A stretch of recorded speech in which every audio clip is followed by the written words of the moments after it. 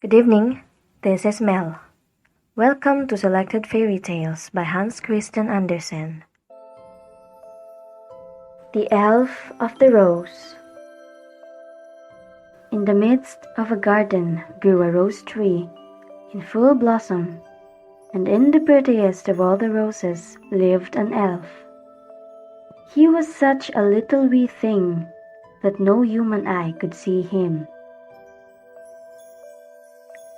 Behind each leaf of the rose, he had a sleeping chamber. He was as well formed and as beautiful as a little child could be, and had wings that reached from his shoulders to his feet. Oh, what sweet fragrance there was in his chambers, and how clean and beautiful were the walls, for they were the blushing leaves of the rose. During the whole day, he enjoyed himself in the warm sunshine, flew from flower to flower, and danced on the wings of the flying butterflies. Then he took it into his head to measure how many steps he would have to go through the roads and crossroads that are on a leaf of a linden tree.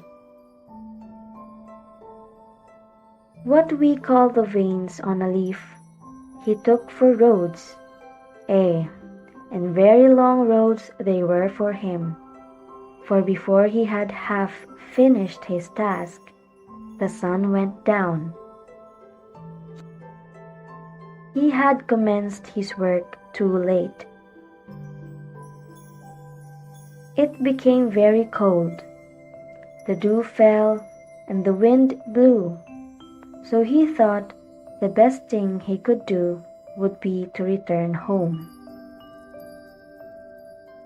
He hurried himself as much as he could, but he found the roses all closed up, and he could not get in.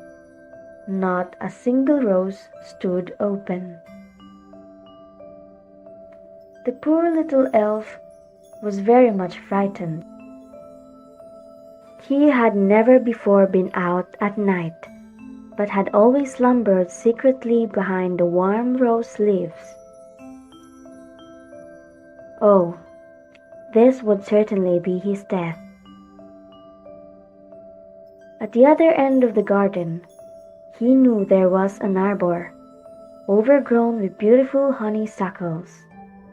The blossoms looked like large painted horns, and he thought to himself, he would go and sleep in one of these till the morning. He flew thither, but hush! 2 people were in the arbor, a handsome young man and a beautiful lady. They sat side by side and wished that they might never be obliged to part. They loved each other much more than the best child can love its father and mother. "But we must part," said the young man.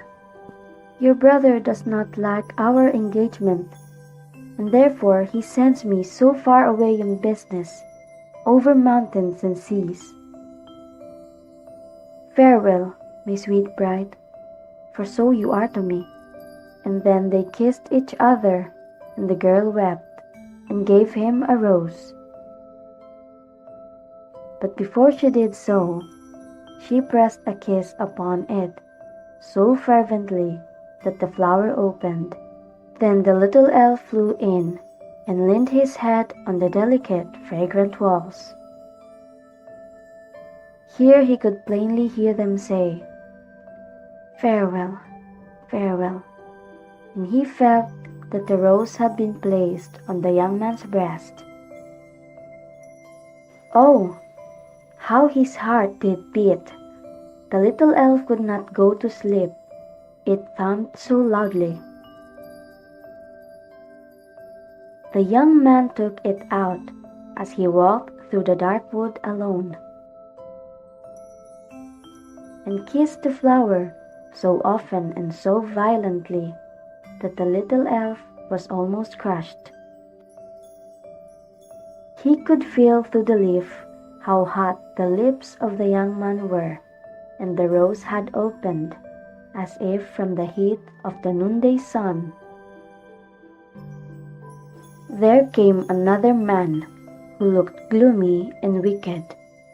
He was the wicked brother of the beautiful maiden. He drew out a sharp knife, and while the other was kissing the rose, the wicked man stabbed him to death. Then he cut off his head and buried it with the body in the soft earth under the linden tree. Now he is gone and will soon be forgotten, thought the wicked brother. He will never come back again. He was going on a long journey over mountains and seas. It is easy for a man to lose his life in such a journey. My sister will suppose he is dead, for he cannot come back. I'm afraid I had to end the story here. See you on the next part of the story. Thank you.